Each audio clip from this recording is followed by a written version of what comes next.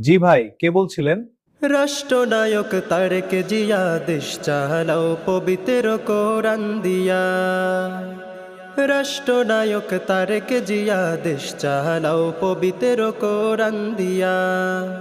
কোরআন সঠিক পথ দেখাবে, শান্তি বয়ে আনবে। কোরআন সঠিক পথ দেখাবে, শান্তি বয়ে আনবে। খারাপ সকল কর্মকাণ্ড দিবে দূর করিয়া। রাষ্ট্রনায়ক তারেক জিয়া দেশ চালাও পবিত্র কোরআন দিয়া।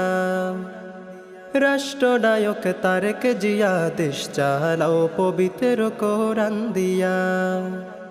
দেশ চালাও পবিত্র কোরআন দিয়া।